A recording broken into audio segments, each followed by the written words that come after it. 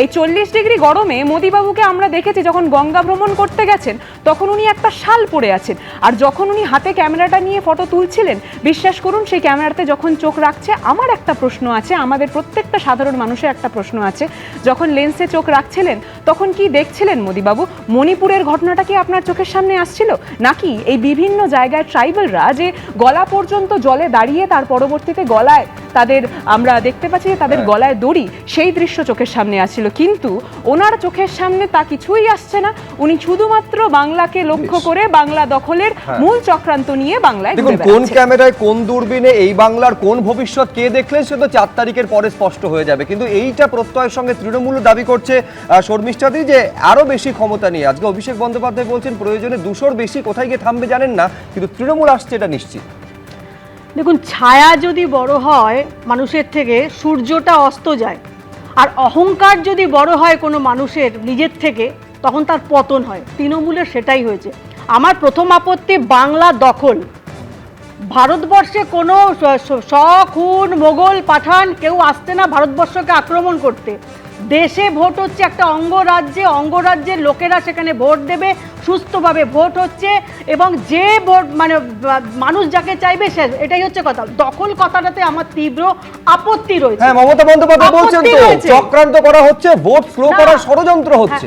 উনি আবার এটাও বলছেন আমি জানি না, আমার আইডিয়া। খুব দুঃখের ব্যাপার, একজন মুখ্যমন্ত্রী শুধু আইডিয়া করে যে কথাগুলো বলেন সেটা মানে বাংলাতে একটা দাঙ্গা বাঁধানোর এবং সারা মানুষকে খেপিয়ে দেওয়ার জন্য যথেষ্ট। এবং নির্বাচনের প্রাক্কালে আর 3-4 দিন বাকি আছে, আমার তীব্র আপত্তি রইল এই কথাগুলোতে।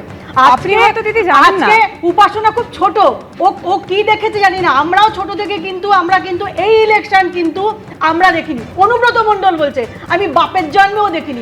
আমি আপনাকে একটা জিনিস মাঝখানে কাটছি, বড়ুয়া হলদিয়া নন্দীগ্রাম সোনাচূড়া মোথাবাড়ি এই প্রত্যেকটা জায়গায় যে ঘটনাগুলো হয়েছে, অভিযোগগুলো উঠেছে, সেই সব ব্যাপারে আপনারা সেটা জানেন না নাকি জানতে চান না আমরা জানি না।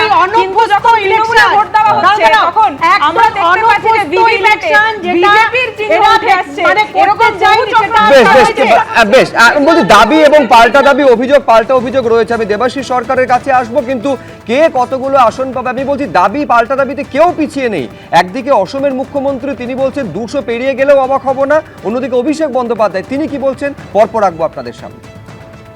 असम में हम लोग 126 सीट है और 100 सीट मिलके बीजेपी तीसरा बार वहां में सरकार करेगा। असम में सेंचुरी होगा, पश्चिम बंगाल में बीजेपी इस बार डबल सेंचुरी मारेगा। আমি আপনাদের দায়িত্ব নিয়ে বলতে পারি, প্রথম দফায় ভোট হয়েছে গত পরশুদিন, তৃণমূল সেঞ্চুরি পার করে দিয়েছে। 29 তারিখ ডবল সেঞ্চুরি পার হবে, আর সংখ্যা কোথায় গিয়ে থামবে আমি নিজেও জানি না। এবিপি আনন্দ এগিয়ে থাকে, এগিয়ে রাখে।